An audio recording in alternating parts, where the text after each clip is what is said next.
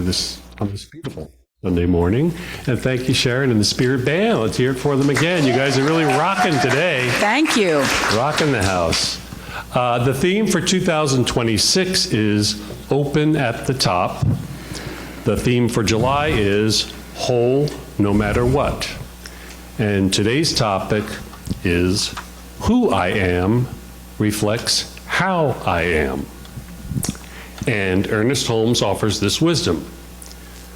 Humanity and divinity will be identical when we recognize divinity in humanity.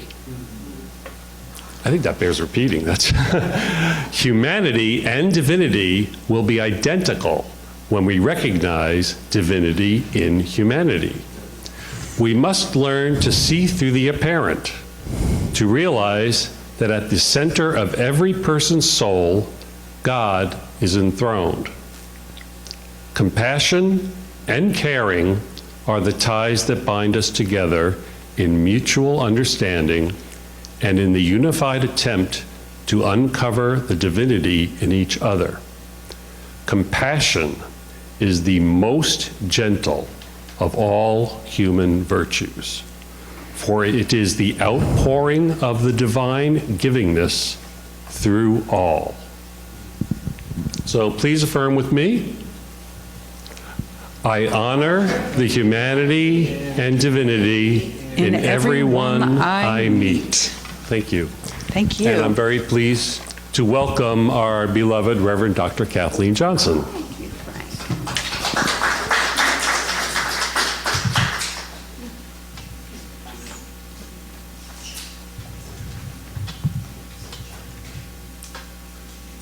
Whole no matter what.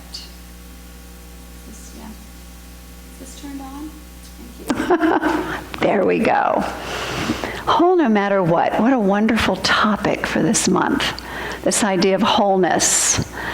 And I want to begin by honoring the humanity and the divinity in 9-year-olds who are Bible wisdom masters. And here are some comments from some of them. The people who followed Jesus are the 12 decibels. Adam and Eve were created from an apple tree. Moses died before he reached Canada. Joshua led Hebrews in the Battle of Geritol.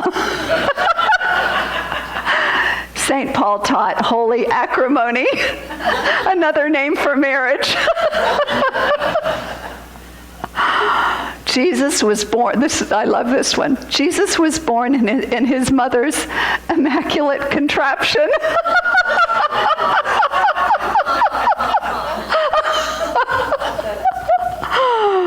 Oh, so with that note, this idea of our humanity as part of the wholeness of who we are is not only reflected in our teachings, it's reflected in other world religions and in Buddhism. And I did write some about this in the greeting this last week in the newsletter.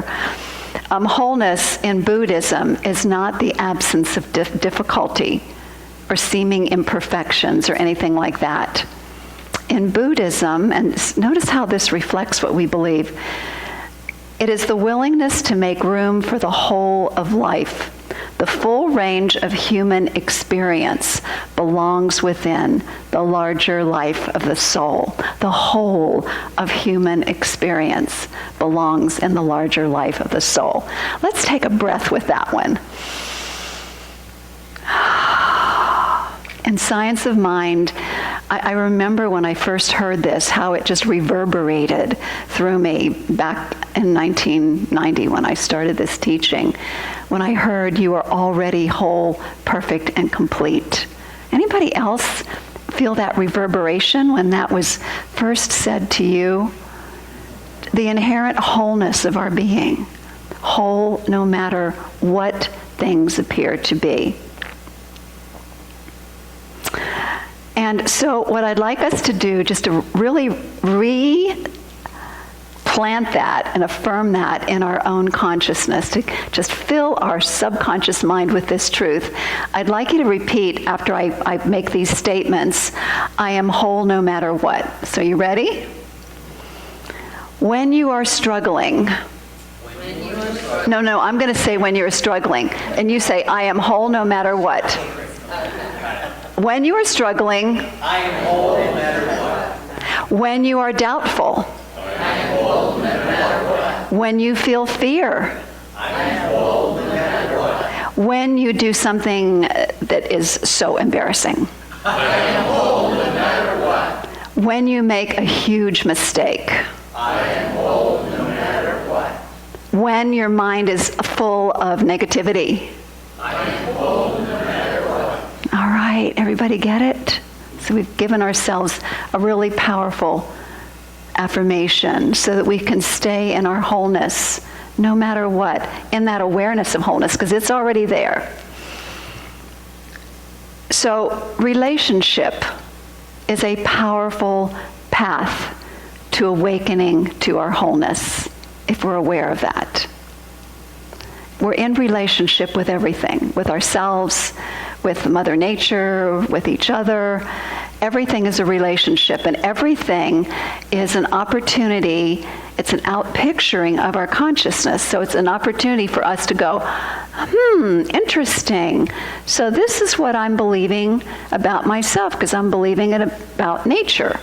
So that's where the inner work comes in, or the inner shifting, is continuously noticing, how am I seeing this situation? A really good example. This morning, I heard that the orange room, I don't know how many of you were down in the orange room, but the orange room was full of chairs like this, plus our blue chairs lined up all across the room. Our table was pushed, the big table pushed all the way against the cabinet where the food is.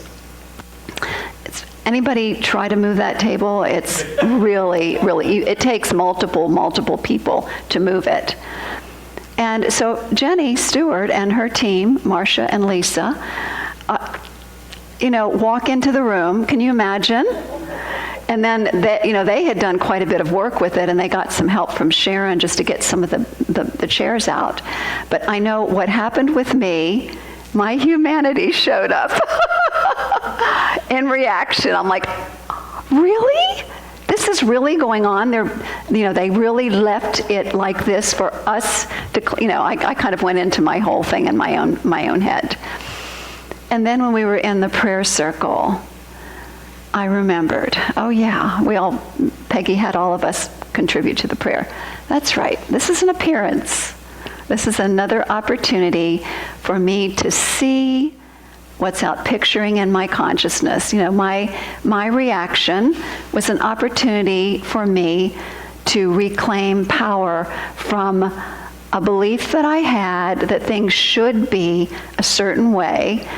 Ability to reclaim my power from that pattern in the field of my consciousness, so that I could recenter and be present for you here today, without completely falling apart or having this dissonance going on in my field.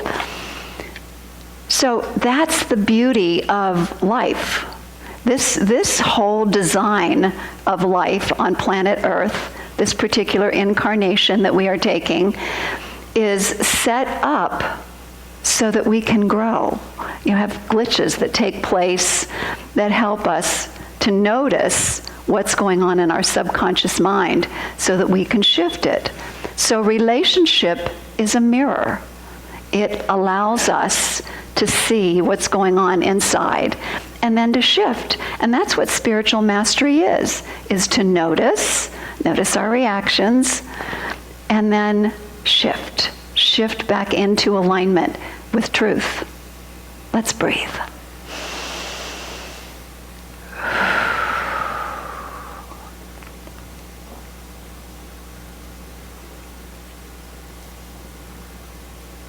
One of the big challenges that we have is when we fall into perfectionism.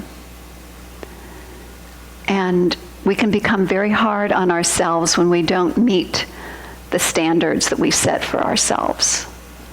Perfectionism is not about being perfect, ultimately. It's about not allowing ourselves to be human, divine humans, to experience our humanity. And so often, again, really hard on ourselves, feeling bad or flawed or, all of that other nonsense when we think we're not meeting those standards, and shaming ourselves. So when we do that, we step out of our awareness of the wholeness that already resides within. We step out of that ability to notice and shift, which is what we want to do. Again, we're coming from this idea is to learn to come from our divinity as often as possible, and when we get off track, as soon as possible, to get back into alignment without any self-judgment. Because when we learn to do that, then we learn to be more compassionate with others. Again, notice if you're really, really judgy with other people, it's probably what you're doing to yourself. And so as we learn to be compassionate with self, we learn to be compassionate with others. And we walk through this journey. We walk each other home. We walk through this journey with grace, with love. So the beauty of these opportunities that we have is when we notice ourselves being hard on ourselves, what if instead of staying there, we claim and speak one of our qualities, one of our good qualities, one of the qualities that we like about ourselves, one of the character traits we like about ourselves.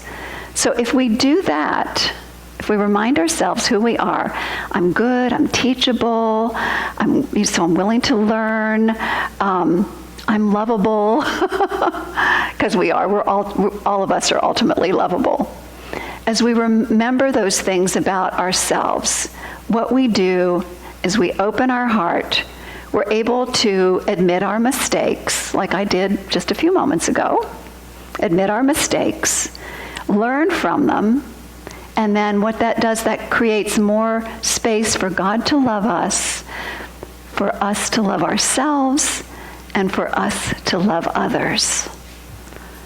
Relationships are a mirror.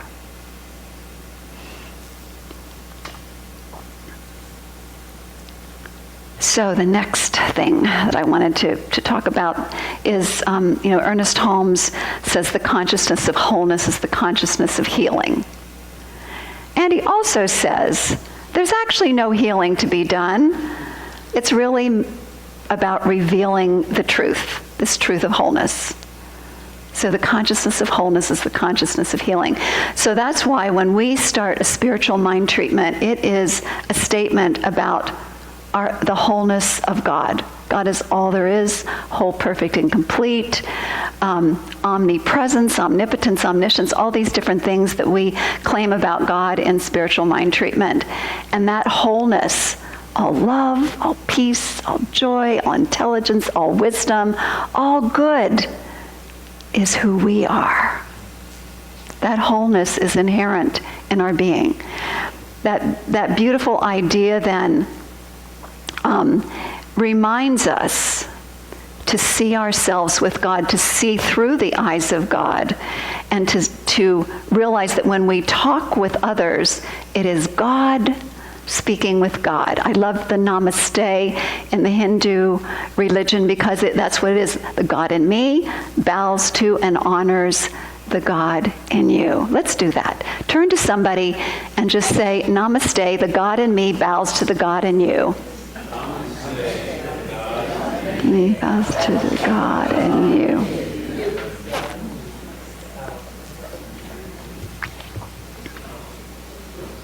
Revealing wholeness, acknowledging the divine in each other. It's all the same thing. So if we can clearly see God in others, we can become more skillful and authentic in our interactions and awaken to ways that allow us to truly and deeply connect with each other.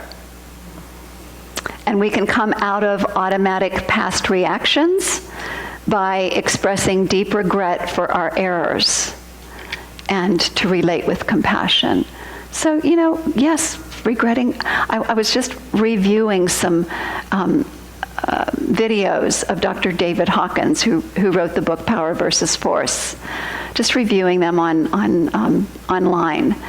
And one of the things that he said was so powerful about the importance of living in the present moment is feel deep regret for our errors. Feel it, allow ourselves to feel it, let it go, and move on.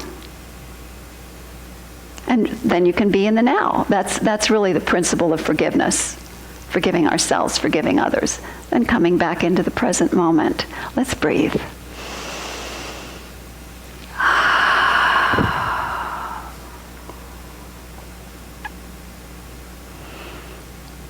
Authenticity is the foundation for deep connection. This is the next piece of wholeness that's so important, because authenticity invites us to not only show up as the divinity that we are, but the divinity that is reflected through our humanity. It's the admitting of our mistakes, the admitting of how we're feeling, and as well as admitting that we are whole, perfect, and complete. It's like it's the whole entire landscape of our being that's important to bring forward with other people. Now, that doesn't mean that it's okay to say mean, horrible things to people. I'm not talking about that at all. But it's really coming forth with love and compassion for yourself and for others, living from that place and being willing to grow.